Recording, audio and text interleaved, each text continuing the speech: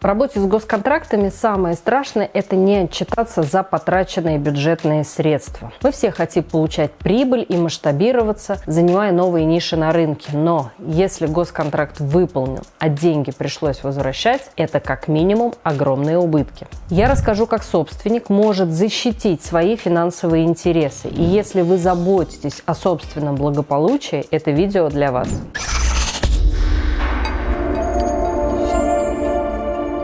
Вы хотите стать подрядчиком в госзакупках, много и стабильно зарабатывать, выходить на новые объемы сделок и прибыли. Моя профессиональная команда имеет огромный опыт работы с бюджетными средствами. И мы готовы помочь вашей компании с выходом на рынок государственных закупок. Подписывайтесь на мой канал, чтобы знать, как извлечь максимум прибыли из работы на госконтрактах. Отказ в возмещении расходов может случиться просто из-за неправильно оформленной отчетности. То есть компания-подрядчик делает свою работу добросовестно, но ошибается с документальным оформлением расходов на исполнение госзаказа. И тогда наступают плохие последствия. Ведь федеральное казначейство проверяет лишь документальное соответствие выполненных обязательств между клиентом и заказчиком. И если по документам соответствия нет, казначейство не имеет права подтверждать законность расходования бюджетных средств и отказывает вам в возмещении. Получается, бизнес выполняет госконтракт за свой счет, и это еще хорошо, если без обвинений в хищении. Что же делать в такой ситуации?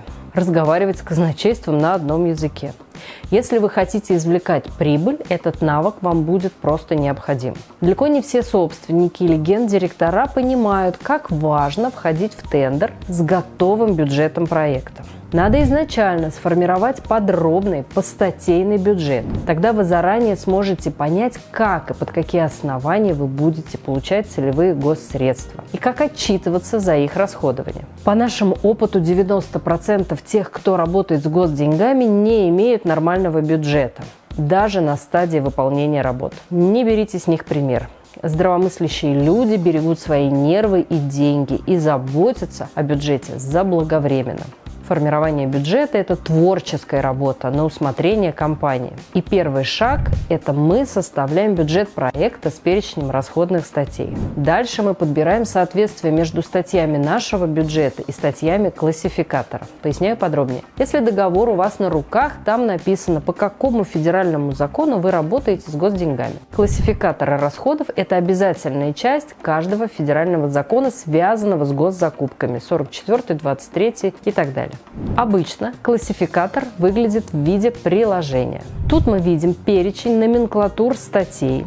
В основном это стандартные бухгалтерские статьи, накладные, производственные расходы, оплата труда, например, оплата энергии. И формируя свой бюджет, мы заблаговременно оформляем его под классификатор. То есть выбираем статьи, наиболее подходящие нашей работе по исполнению госконтракта.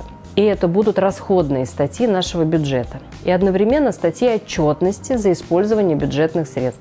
Отчет о целевом использовании, который потом будет подан в казначейство, будет очень похож на бюджет проекта, только с дополнительной колонкой. У каждой статьи расходов есть дополнительная нумерация федерального казначейства. И эта номенклатура актуальна для нашего госконтракта, и она нам будет нужна в работе. На экране вы видите еще один пример из приказа Минпромторга. При этом у каждого министерства, МЧС, Минобороны и другие есть свои коды. Один и тот же вид расходов, например, капитальное вложение или реконструкция, может входить в разные группы в зависимости от того, какое министерство является заказчиком по контракту.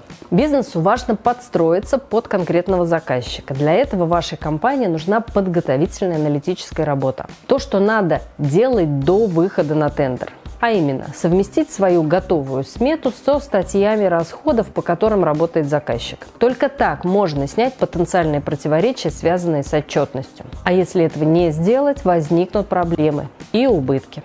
Вот пример моего клиента. Компания-исполнитель госконтракта отправила специалистов на промышленную выставку. Без этого нельзя было сформировать ТЗ на разработку уникального и востребованного на рынке оборудования. Но на стадии отчетности казначейство отказалось возмещать расходы на поездку и пришлось возвращать 3 миллиона бюджетных средств. как бы не обидно для бизнеса это прозвучало, но виноваты в проблемах были сами предприниматели. Рисков, связанных с классификацией статей, можно было избежать, хотя самый лучший способ избежать риска – это обратиться за помощью к специалистам. Они смогут сопровождать вашу деятельность на всех этапах, от подготовки к тендеру до получения средств за выполненные работы и закрытия договора. А у вас были случаи, когда казначейство отказывается принимать те или иные расходы? И что вы делали, чтобы снять эти противоречия? Были ли какие-то другие проблемы в работе с бюджетными деньгами? Давайте обсудим это в комментариях к этому видео.